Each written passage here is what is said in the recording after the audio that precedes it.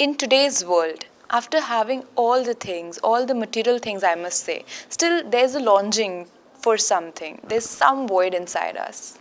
Hello, ladies and gentlemen. I, Shreya Katyal, welcome you all to today's talk. So, today, to clear all our enigmas, with us, I have His Holiness Rajeshwar Guruji from London. So, he has come all the way from London to clear our doubts and to give us the answers. Let's get into the world of spirituality with him. Hello, sir. Welcome to Marva Studios. नमस्ते. सबसे पहले हम लोग आपसे यही जानना चाहते हैं कि आपने अपनी स्पिरिचुअल जर्नी कब शुरू करी and why you thought of getting into the world of spirituality. देखो, जब बातें होती है कि स्पिरिचुअल जगत की, तो पूर्व जन्म से कुछ न कुछ अपने आप में संबंध रहता ही होगा. मेरी आध्यात्मिक जगत की शुरुआत 13 साल की उम्र से हुई और फिर मुझे गुरुपद मिला 1994 में.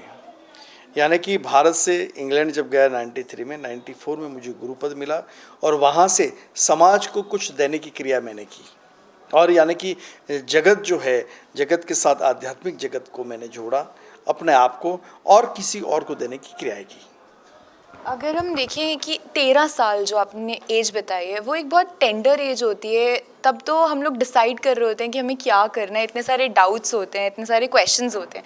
तो आपके मन में ऐसा क्या आया था कि आपको लगा कि ओके, ये एक चीज़ है. बिकॉज अगर मैं अपनी एज भी देखूं तो आज भी लोग कहते हैं कि ऐसी बातें मत करो, ये तो तुम्हारी मज़े करने की एज है, तुम इतनी बड़ी बड़ी बातें क्यों कर रहे हो. तो 13 साल तो बहुत छोटी उम्र है. आपके मन में उस वक्त क्या आया था? देखो, जब मेरे माँ बाप, मेरे समाज के लोग, आध्यात्मिक जगत के लोग और हमारे मित्र, उसमें देखता हूँ कि छोटी उम्र होती है और भगवान को पुष्प चढ़ाते हैं, वो बहुत फ्रेश फूल होते वही चढ़ाते हैं हम. तो जीवन जो मिला उस वक्त मुझे ये लगा कि आध्यात्मिक जगत से क क ख ख करने की जो क्रिया है वहाँ से स्टार्ट की और उसमें मेडिटेशन, ध्यान, मंत्र जाप कुछ करता था.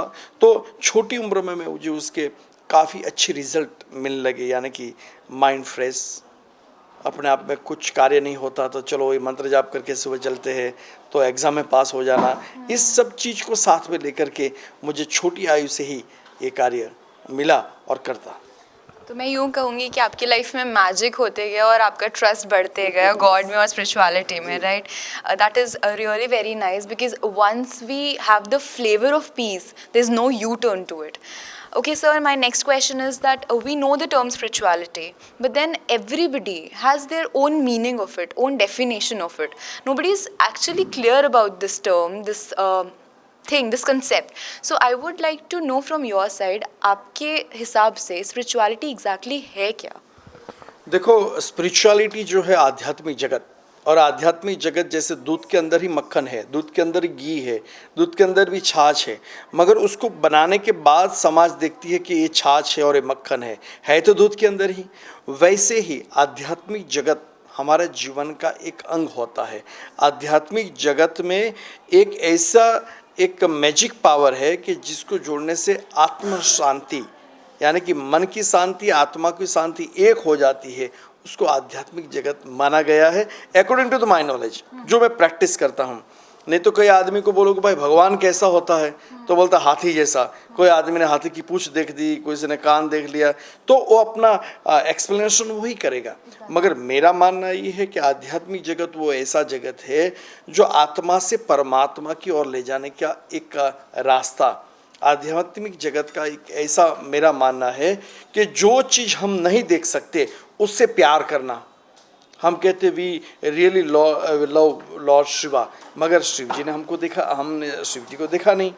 और आम जगत के अंदर जो व्यक्ति जिसको देखता है उसको देखते ही पसंद कर ले, और आध्यात्मिक जगत में जिसको देखा नहीं है उसको प्यार कर ले, यही आध्यात्मिक जगत है. ये छोटी सी बात समझ ले तो आध्यात्मिक जगत अपने आप में आ जाएगा. Very true. Some things are beyond our eyes. Yes. I say that the things which are tangible are the most intangible ones, and the most intangible things are the most tangible ones. So like guys, we are not human beings who are having a spiritual experience, we are spiritual beings having a human experience. So there are a lot of things which are beyond our intellect.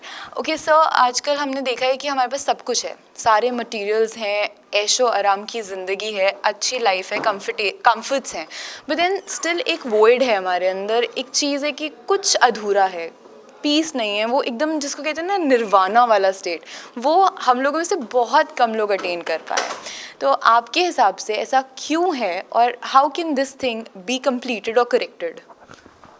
देखो, पानी के अंदर मछली रहती है, फिर भी मछली प्यासी होती है। कबीर ने बहुत सुंदर लिखा कि पानी में मीन क्यों प्यासी। जीवन में सब कुछ होने के बावजूद भी अधूरापन इसीलिए लगता है कि हमारी इच्छा की वहाँ पूर्ति नहीं हुई। हमारी इच्छा कि आज हम एक मर्सिडीज़ में घूम रहे, कल हमको रेंज रोवर मिल जानी चाहिए। यानी कि मर्सिडीज़ और रेंज रोवर के बीच का जो गैप है वो जीवन में अधूरापन डाल देता है। मगर जो चीज़ प्राप्त हुई है उसको ही अगर संतुष्ट मान लिया जाए तो जीवन वहाँ से दुखी नहीं होगा। और जीवन में आपका एक प्रश्न मुझे अच्छा लगा कि भाई उसको कंप्लीट कैसे किया जाए। मैं तो कहता हूँ कंप्लीट वैसे किया जाए जो भगवान देते हैं, उसको शांति से 2 रोटी खाओ, आराम से सो, लोगों की झंझट छोड़ो, अपने आप को देखो कि हम कौन है, किस लिए आए हैं, क्या समाज में देना है। इतनी चीज़ मिल जाए तो शांति ही शांति है। तो मैनू दाता सब कुछ दिता, क्यों ना शुक्र मनावा। Thank you sir for completing our answers, and last but not the least I would like to have a message for the youth, क्योंकि आजकल हम लोग जब ये टर्म सुनते हैं स्पिरिचुअलिटी, तो दिमाग में पहली इमेज बनती है कि कुछ पूजा पाठ है, कोई मंदिर है, कोई बाबा है, but which is not true, we know that. So how would you teach the youth that it is for them and it is the only way to have a complete wholesome life?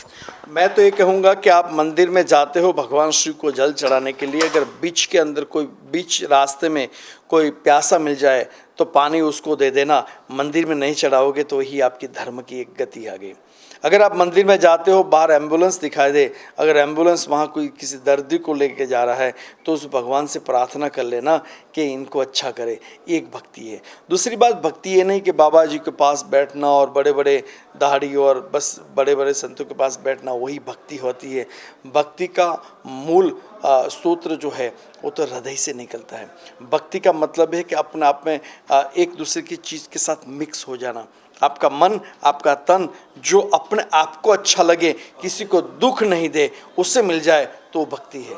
और वैसी ही भक्ति अगर हर youth अगर समझ ले तो एक दूसरे का सपोर्ट ही ये हमारा परिवार, हमारा देश, हमारा राज्य सुखी बन सकता है। यही यूथ के लिए मेरा संदेश। Very true. Thank you. Thanks for coming here and giving us so much of knowledge and enlightenment. Thank you so much. नमस्कार. So, सभी दिशाओं से शुभ सुंदर, भाव विचार भरे नित अंतर, पुण्य धरा बन जाए स्वर्गे, मेरे यत्नों से करुणा कर। सो आपकी फीलिंग्स और आपके थॉट्स वो 2 चीज़ें हैं जो इस वर्ल्ड को हेवन बना सकते हैं। आज हमें बहुत ही अच्छा लगा हिज हॉलीनेस राज राजेश्वर जी से बात करके, उनसे इतनी सारी ज्ञान की बातें करके बहुत कुछ सीखा हमने, एंड आई एम श्योर कि आपने इस इंटरव्यू को सिर्फ सुना नहीं होगा, अपने जीवन में आप इसे उतारेंगे भी। That's all for today in today's talk. I, Shreya Katyal, sign off for the day, but I'll be back with another amazing celebrity guest for you. Till then, you keep watching MS TV, हर पल आपके साथ, and don't forget to stay connected.